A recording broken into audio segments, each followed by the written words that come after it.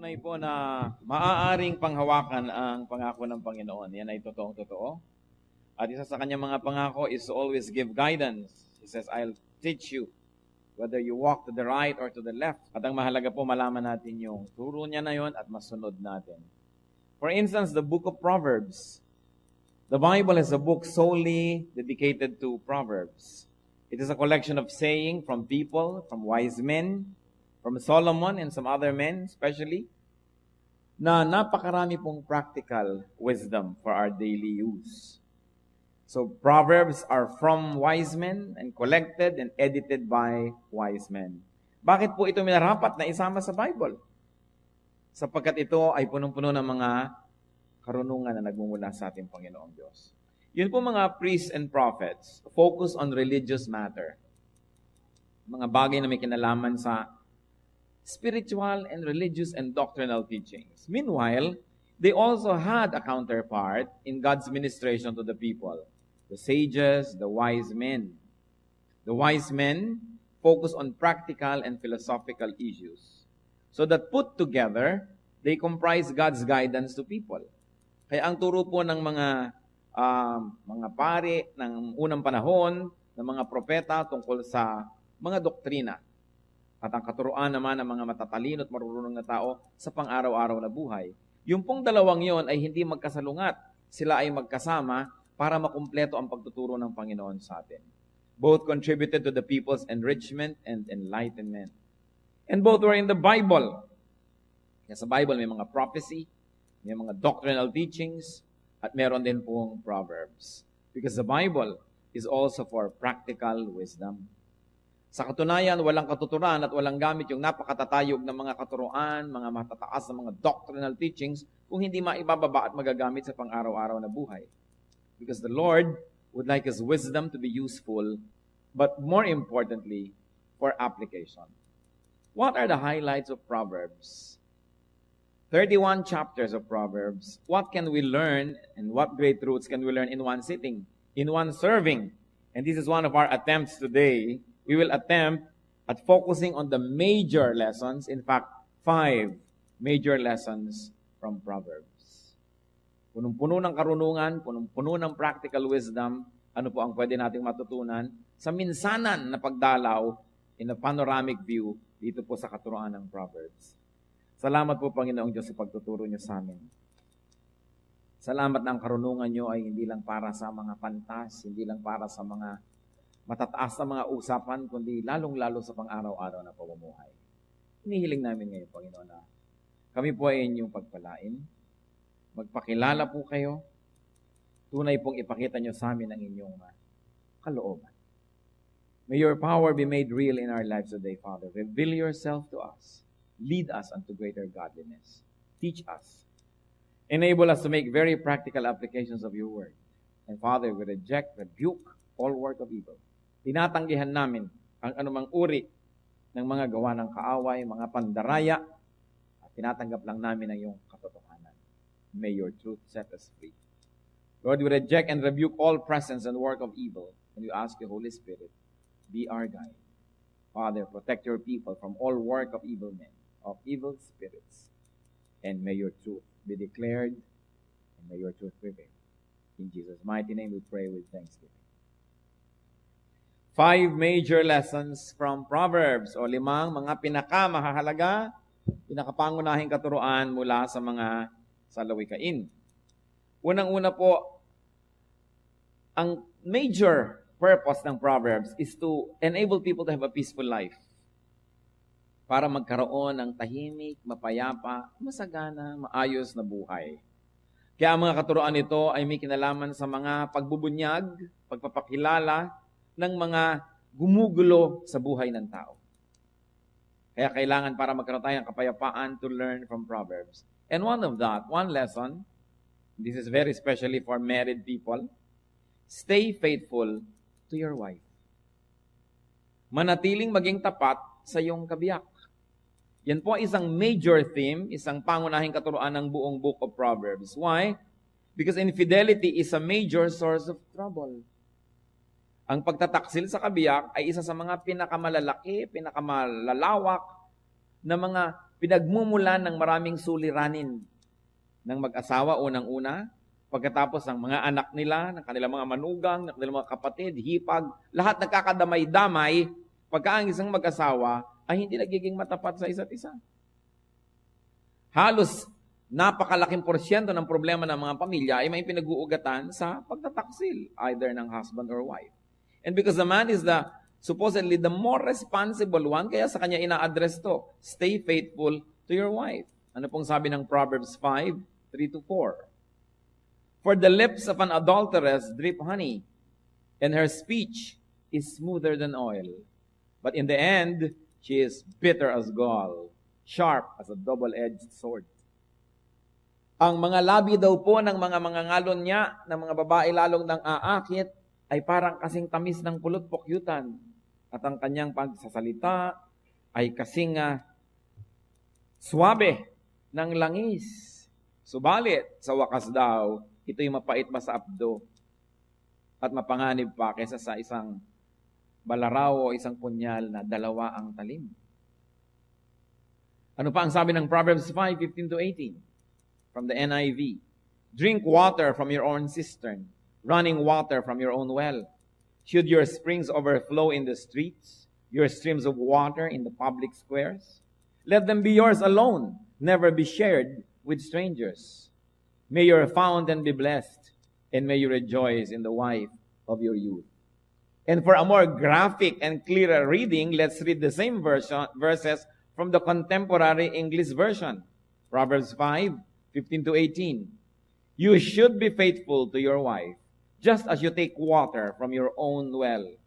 And don't be like a stream from which just any woman may take a drink. Save yourself for your wife, and don't have sex with other women. Be happy with the wife you married when you were young. So, napakadali naman sigurong unawain. Sabi, kailangan lalaki maging tapat ka sa iyong asawa. Katulad ng, ikaw lang dapat ang umiigib sa sarili mong balon.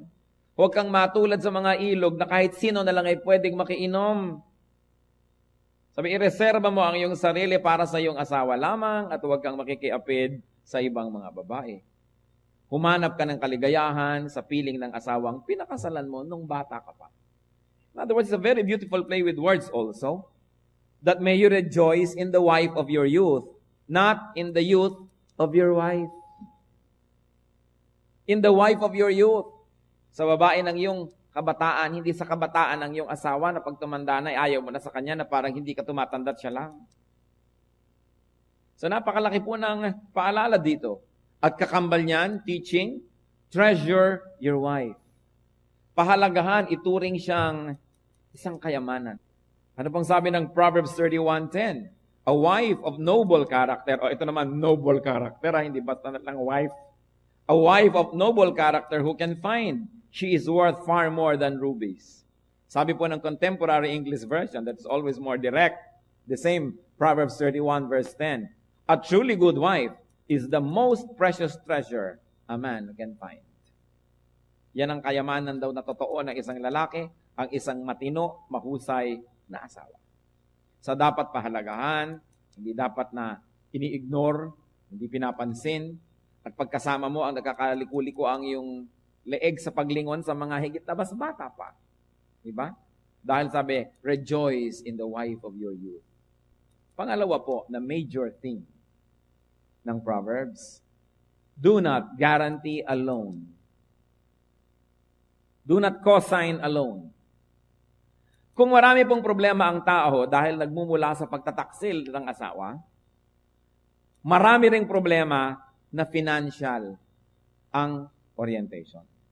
Marami tayong sinusuot na gulo na may kinalaman sa pera.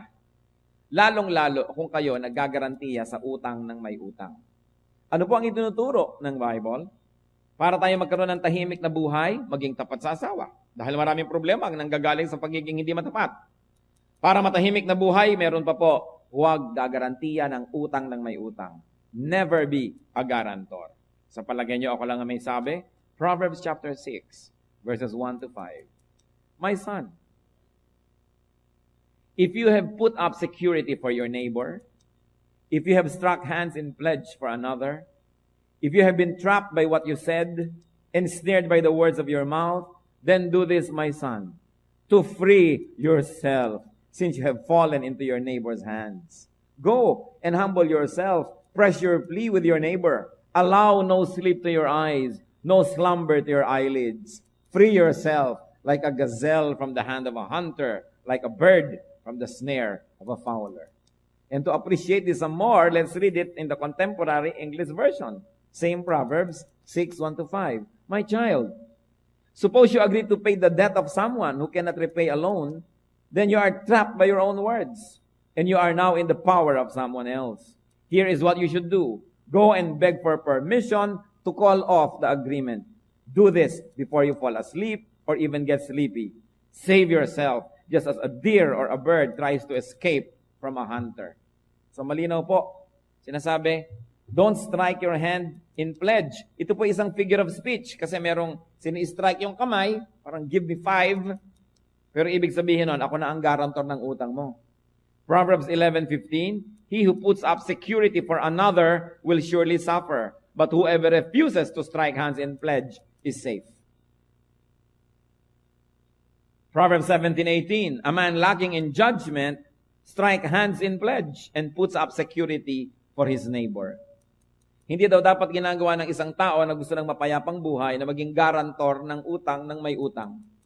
Kasi, kaya nga siya hindi makautang hindi siya pagtiwalaan kaya kailangan ng garantor. Ikaw naman ngayon ito magagaranti para sa kanya. Gaano karami na pong magkaibigan na nagkasira dahil yung isa garantor, tinakbuhan. Ang nagbayad si garantor. Gaano na karami mag-asawa ang nagkagalit dahil yung isa para sa kanila naging garantor ng kung sino. Tapos ngayon ayaw magbayad ng kung sino na yun, kayo ngayon itong napapahamak. Ang sinasabi po dito, yung mahilig mag-guarantee sa utang ng may utang, yan ay mapapalubog at mapapalagay sa lusot. Hindi po sinasabi maging selfish tayo. Gusto nyo makatulong? O di bigyan nyo na lang. So, alam mo, hindi ko pwedeng mag-guarantee sa utang mo na 300,000. Pero eto ang 200 sa'yo na. Di ba? Yan ang kaya kong ibigay. Pero bakit ako mag-guarantor? Diyos ba ako? Hawak ko ba ang langit at lupa? Hawak ko ba ang kinabukasan? Alam ko ba na pag hindi ka nakabayad, may ibabayad ako? Maaring meron ako ngayon, pero next week meron ba rin ako? Bakit ako ngayon lalagay sa ganyang gulo? Kaya kakambal po niyan, yung itinuturo na huwag ding mangutang ng mangutang at huwag konsentihin ng lahat ng mahilig mangutang, tapos kayo pa yung mag-guarantee. Kailangan bago natin ma-enjoy ang isang bagay, pinaghirapan na natin o inipon na natin. Hindi yung uutangin pa lamang, tapos ngayon nakalubog ka. Gano'ng karami ng tao ang umutang ang nagkandagulo-gulo buhay. Lalong-lalo halimbawa kung tayo uutang sa bangko. May panalo ka ba sa bangko? Kaya nga ang lalaki ng building yan Kaya ang gaganda ng suot ng mga taga-bangko. Saan galing? Interest next month, interest last month. Ang inyong pera ay pinag-i-interesan. Sa palagay nyo, kayo nagkaka-interest. Saan galing lahat ng pera ng bangko? Di ba sa mga pera ng mga taong umuutang? Kaya lagi po nating nakikita, halimbawa din mangungutang kayo sa bangko, kung meron po kayong ibang maisasangla, gusto nyo magsangla, ibenta nyo na lang. Kasi 90% ng nakita ko nagsangla, di naman natubos. So sa konting pagkakasangla, konti lang nakuhang pera, puro interest na ang nangyari na wala na ang buong kabuhayan. So kung talagang kailangan nyo ng pera, may lote kayo, ibenta nyo na lang. Pag nagkaroon uli kayo ng pera, ibinigay ng Diyos, umunlad uli kayo, bumili na lang kayo ng kapalit. Pero yung sasangla kayo, ang konti-konti ng kinuha nyo, 200,000, mamaya 5 milyon na yung utang nyo. At kung marami rin lang kayong isasangla, huwag nyo isasangla yung tirahan. Kasi pinakamahirap yung mawalan ka ng tirahan. Isangla nyo na yung bukid, isangla nyo na yung kung ano, yung nalagyan ng pabrika, pero yung sarili mong bahay, pinakamahirap. Hindi pa ba sapat ang nakikita natin sa paligid na istorya ng napakaraming tao? Kaya dapat tayo maging wise. That's why Proverbs is teaching us about even money matters. Because God knows that when money matters become our problem, everything else is become affected. At ano po ang sabi? Gusto ng Panginoon tayong malaya. Jesus is truth. The truth sets free. Sabi niya, my peace I give to you. My peace I live with you. Ang gusto ng Panginoon para sa atin, isang mapayapang buhay. So, mabuti pa, ibenta nyo na lang. Dahil napakaraming naiilit. Sayang, konti lang ang nakuha, ang laki ng kapalit. Pero ang sinasabi, huwag kayo maging garantor. Ang dami ko nang nakitang tao gumulo buhay kasi guarantee siya dito, guarantee doon, guarantee dito, tapos hindi naman nababayaran ng mga nangutang. Bakit? Bihira namang nangungutang ang nagbabayad May kilala na ba kayo na nangungutang na mahilig magbayad? Mahilig mangutang, pero hindi mahilig magbayad. Pag nandiyan na yung pambayad, nangihinayang na. Kahit bayaran ka ng buo, kaya, kukonti-kontiin ka dahil gusto hawak yung pera niya. That's why the Lord teaches even on this very practical matter. Ano pa po ang isang major teaching? Kung susuriin nyo ang buong Proverbs, treat people with honesty. Huwag mandadaya ng kapwa. Lalo kayo negosyante, kayo nagtitinda, kayo ay merong mga kalakal, huwag mandadaya. Dahil, tulad ng infidelity o kataksilan sa asawa, tulad ng pakikigusot sa utang ng may utang at pakikilahok bilang garantor, yun din pong pandaraya ng kapwa, pinagmumulan ng maraming gulo sa buhay. Maraming gumaganti sa atin, maraming nagagalit, at hindi lang yun, ang Diyos mismo ang nagagalit. That's why Proverbs emphasize teachings on honesty. Proverbs 11:1, the Lord abhors dishonest scales, but accurate weights are His delight. The Lord hates dishonest scales. Ang dami po niyan sa Bible. Proverbs 11:3, the integrity of upright guides them, but the unfaithful are destroyed by their duplicity. Ang mga taksil, ang mga di matapat, ang mga madadaya, sinisira ng kanilang sariling kadayaan. Proverbs 20 verse 10, differing weights and differing measures, the Lord detests them both. So, pag may binabayaran tayo, dapat we should get what we pay for, and this is what God wants. So, kung tayo yung consumer, we should stand up and correct the system. At lalong-lalo kung tayo yung seller, we should be honest. Nakita niyo ang Panginoon kung gaano ka-concern sa ating smallest detail of life? What do you do? Let people get what they pay for. And if you are an employer, let people get what they work for. Let people get what they deserve. Let people get what they rightfully own. Huwag aangkinin ang hindi atin. Huwag sisingilin ang hindi naman binili. Kailangan honest. At kahit sa pag-aasawa, kailangan honest. Huwag aangkinin ang hindi inyo. At huwag ipamimigay ang hindi sa inyo. Ang katawan po ng lalaking may asawa ay pag-aari ng kanyang asawang babae. Ang katawan ng babaeng may asawa ay pag-aari ng kanyang asawang lalaki.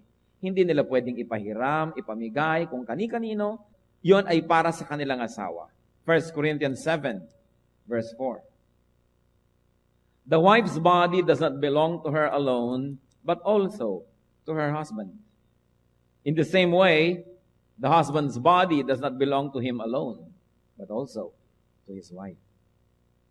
So ang katawan ni lalaki, hindi lang kanya, pag-aari yun ng babae, kaya para yun ipahiram sa iba, ay kataksilan. Sasabihin, katawan ko to. Sandali, may asawa kang tao. Yes. Well, hindi lang ikaw may-ari ng katawan mo. Pag-aari rin niya ng iyong kabiyak. Kaya napakalaki pong kasalanan, yung nagkakaroon ng marital infidelity. Kaya babae, kaya lalaki ang gumawa, pareho yun na pagtataksil. Napaka-importante, matapat. Kasi nung pinakasalan mo siya, kanya ka na eh. Bakit ngayon ipapahiram mo pa sa iba yung sarili mo? Kaya napakahalaga. At kung nangyayari naman po halimbawa, nagkulang si babae, nagkulang si lalaki, nagkasala, nagkamali, nadapa, nagtaksil, anong dapat gawin? Magpatawaran. Patawarin ang isa't isa, iayos ang buhay. Hindi ko man nagkamali siya, magkakamali na rin ako. Nagtaksil siya, pues may lisensya na ako magtaksil din. Dahil hindi na itutuwid ang isang pagkakamali ng isa na namang pagkakamali. Yang inuutos ng Panginoon, magpatawaran. At hindi lang pag pinatawad ka na araw-araw na lang humihingi kang tawad. Dapat pinatawad, tapos tigilan na ang paggawa ng mali at iayos ang buhay. Lalo't may mga edad na, kailangan iayos ang buhay. Hindi naman bagay sa mga bata, mga bagong kasal na magulo. Pero lalo na hindi bagay kung may edad ka na, tapos ang gulo-gulo nyo pa. Dapat naman tayo hindi lang tumatanda, kundi may pinapagkatandaan at nakikita sa ating buhay, ang bunga ng maraming taon, maraming panahon, na natututo tayo, hindi lang sa kamalian natin, pati rin sa kamalian ng ating kapwa. Isa pa pong major theme, isang major teaching ng Proverbs, is teach your children well. Turuan ang mga bata. Children ng children mo, pamangkin mo, apo mo, ang mga bata dapat turuan. Nakikita niyo po, may common denominator ng mga dinidiscuss natin. Pag pinabayaan, gulo. Halimbawa, katapatan sa asawa. Pag pinabayaan yan, gulo. Pakikialam sa pangungutang ng iba, financial transaction nila, pag kaya na ginangyari, may gulo. Ano pa po? Pag kami dayaan, may gulo. Ano pa? Pag di natin tinuruan ng mabuti ang mga bata, ang kasunod, gulo. If you do not win the children for Christ today, they can be your enemies tomorrow. If you do not teach them to respect you now, they are the first ones that will be disrespectful to you tomorrow. Tinuturoan ng mga bata, maliliit pa lang, huwag kang maramot, bigyan ng nanay, bigyan ng tatay, o may kinakain ka, hatian ng kapatid. Hindi ko, sige, bata ka pa naman, kainin mo lahat. So pagtanda, nagiging makasarili, hindi marunong magbigay. Training is important. Because one of the greatest problems that a family could have could come from the children. That's why Proverbs emphasize teaching and teaching well, especially the children. Proverbs 22 verse 6 reflects this major teaching that is echoed all throughout the Proverbs. Train a child in the way he should go, and when he is old, he will not turn from it. Turuan agad. Bakit kung kayo po ba'y lumaki sa Ilocos at kumakain kayo ng mga dinengding at mga bagoong at kung ano-ano, na-outgrown nyo ba yon? Never! Kahit makarating kayo sa San Francisco, dalan nyo ang dinengding. O pagka ikaw ay lumaki, kumakain ka ng ginamos o kung ano-ano, na-overcome ba yon? No, hanggang kahit saan maging astronaut ka man, may dala kang ginamos sa buwan. Why? Because you were trained when you were a child to like it.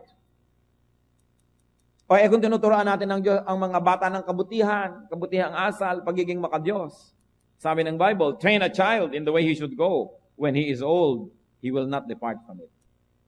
Kaya nga lagi natin ipinakikiusap kahit sa mga umaattend sa ating mga worship. Kung yung bata ay meron ng edad, ilagay na sa Sunday school. Kasi ang mga aralan doon, tama sa edad nila, tama sa kanilang language, tama sa style nila. Kasi pipilitin yung kasama nyo dito sa worship para lang panatag ang loob nyo. Pero hindi naman siya nag-e-enjoy, hindi siya natututo. Dahil iba naman ang level ng usapan dito. So sasamantalahin po natin yung pagpapalaki sa mga bata sa tamang paraan. And of course, the best teacher is a good example.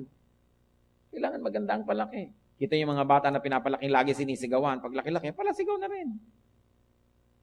Yung mga batang lagi na lamang na pinapatahimik, pag laki, sobrang inferior. Yung huwag ka sasagot, sumunod ka na lang ng sumunod. Paglaki sila yung api-apihan ng lahat ng tao sa planeta. Kasi hindi sila tinrain mga tuwiran. Pwede naman mga tuwiran, basta hindi magaspang ang paraan. Basta maganda ang pamamaraan. Tinetrain natin ang bata. Inaapi na ng kapwa, hindi pa tumatanggi. Kasi sobra mo namang sinuheto ng bata, controlled na controlled. Kaya wala siyang alam, kundi sumunod lang. Kaya buong buhay, sunod-sunuran. So sinasanay natin mga tuwiran. Hindi lang maging mayabang. Sinasanay natin na pwede rin tumanggi. So, minsan mga bata, binibigyan mo ng choice. O matutulog ka ba ng alas 8 o 8 o'clock? So, may choice. English o Tagalog. Tulog na kasi 8 na. May choice ang bata. So, marunong pumili. Hindi yung wala ng kapili-pili. Controlled na controlled mo. Paglaki, alila ng mundo. Kawawa naman. Teach the children. Especially in godliness. And finally, number 5. Marami sana, 50 sana ang i-discuss natin. Yung buong Proverbs kasi maraming teaching, pero pag kinuha niyo po yung major, ito yon. Major 5. And number 5 is do not be lazy. Huwag maging batugan. Huwag maging tamad. Huwag tatamad-tamad. Bakit na naman? Dahil napakaraming problema na sinusuong ng mga tamad. Napakaraming deprivations, naghihirap ang buhay, hindi umaasenso, walang may gusto sa kanila. So, tinuturoan natin ang tao, pati ang ating sarili, not to be lazy. Pagka yung mga anak nyo, basta lang babangon, hindi marunong magligpit ng hinigan, hindi malang marunong mag-ayos ng pinagkainan, oras na nagbakasyon sa bahay ng may bahay, hindi nagugustuhan ng kapwa. Mapipintasan pati kayo. Diba itong batang to? Parang ahas na lamang ito naghunos dito. Hindi malamang ligpitin yung kanyang ginamit ng mga kumot. O, marereflect yung sa bahay. Pati sila kawawa, lugi. Kasi po alam niyo yung mga bata na hindi turo. Walang nakakagusto sa kanila. O di lugi sila. Kaya kailangan tinuturuan natin para kung good ang behavior, nagugustuhan ng kapwa. And you know that we all need people. You always need help. Nobody succeeds without people's help. We all need help. And we like to help those that we like. So, isa sa mga maganda nating maipamana sa ating mga anak at maibigay sa ating sarili, yung tayo ay likable. Hindi ka tatamad-tamad, hindi ka laging pabigat, masarap kang kasama, magaan. Hindi yung pagkatrabaho ka, reklamo ka na lang ng reklamo, lagi ka na lamang na nakasimangot, lagi ka na lang merong kung ano-ano mga kabigatan sa buhay. Next time, pag meron ulit trabaho, hindi na ikaw ang pipiliin ka trabaho kasi ang bigat mong kasama. Kailangan magaan. And one of that, of course, is not to be lazy. Proverbs puts a lot of emphasis on that. Proverbs 24:30-34. I went past the field of the sluggard, past the vineyard of the man who lacks judgment. Thorns have come up everywhere. The ground was covered with weeds, and the stone wall was in ruins. I applied my heart to what I observed and learned a lesson from what I saw. A little sleep, a little slumber, a little folding of the hands to rest, and poverty will come on you like a bandit, and scarcity like an armed man. Sabi niya, yan, may nadadaanan ako ng mga taniman, garden ng iba, puro damo dito, sira-sira ang bakod doon, kahalo na nung halaman yung mga damo. Sabi niya, at nang ito'y aking nilimi at sinuri, meron akong isang napagtanto. Konting tulog, konting pahinga, konting pahagahalo-kip-kip, pagkatamad-tamad, at biglang darating ang kahirapan. Sabi ko naman, ang kasalatan dumarating sa tanan.